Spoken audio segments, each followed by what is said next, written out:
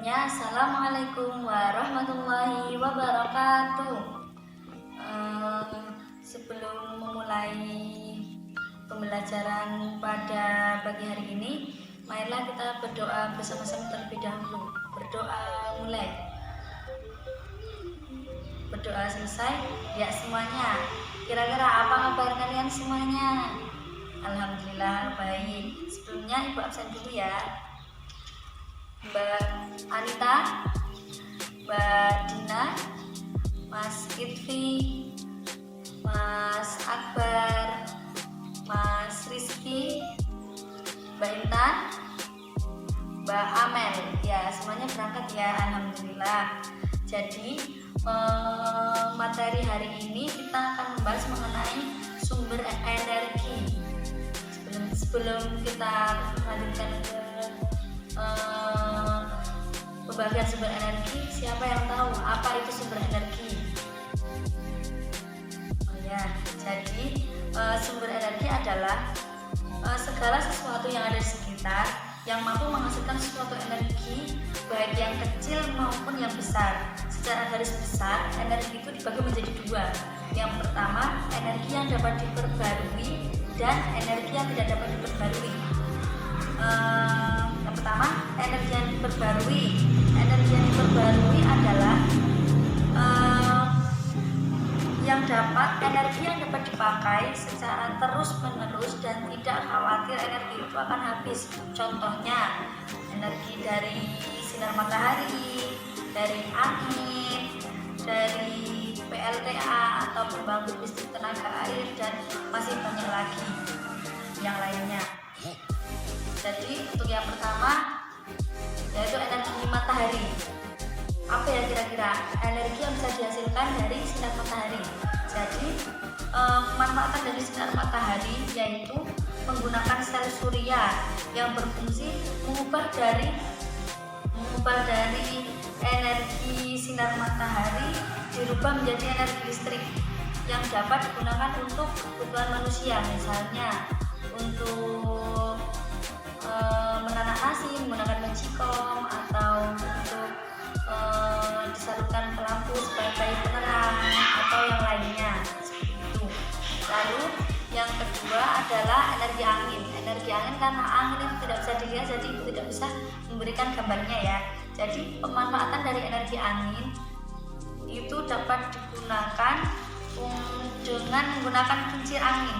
Kincir angin itu nanti dapat dihubungkan dengan generator atau turbin untuk menghasilkan energi listrik juga. Biasanya kincir angin itu dibuat pada sebuah lahan yang kira-kira di situ anginnya cukup kencang seperti itu. Lalu yang ketiga PLTA. PLTA itu pembangkit listrik tenaga air seperti ini ya. Jadi pembangkit listrik tenaga air itu bentuknya seperti ini. Dari air, misalnya dari sungai, itu air yang mengalirnya cukup deras, nanti akan diberi arus seperti ini. Nah, itu namanya PLTA. Jadi pemanfaatan dari PLTA atau pembangkit listrik tenaga air ini hampir sama dengan pemanfaatan energi angin. Jadi PLTA dapat dimanfaatkan, dapat diubah menjadi energi listrik. Selain itu, PLTA juga banyak digunakan karena PLTA itu sangat ramah lingkungan seperti itu. Tadi kan kita sudah membahas energi yang dapat diperbarui. Itu masih banyak lagi yang ibu sebutkan baru beberapa. Untuk yang selanjutnya yaitu energi yang tidak dapat diperbarui. Apa sih energi yang tidak dapat diperbarui? Jadi sumber energi yang tidak dapat diperbarui itu sumber energi ini itu jumlahnya terbatas dan dapat habis. Serta kalau sudah habis tidak dapat diperbarui. Walaupun ada yang dapat diperbarui, tapi membutuhkan waktu yang sangat-sangat lama.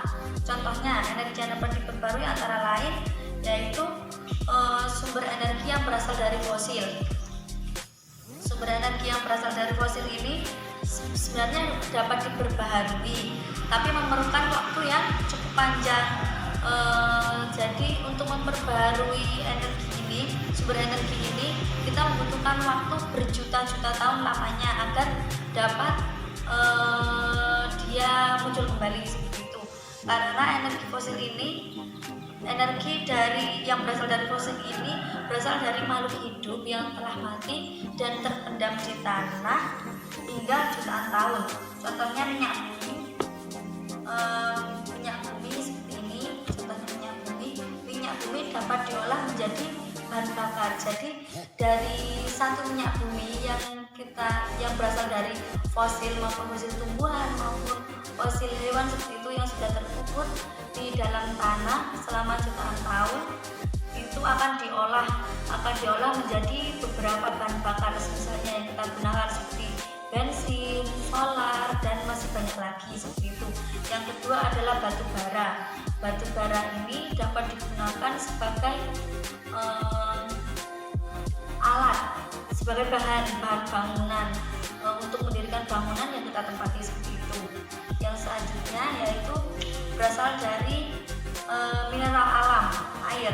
Jadi mineral alam bisa dimanfaatkan menjadi sumber energi setelah melalui beberapa proses. Contohnya uranium yang menghasilkan energi nuklir seperti itu.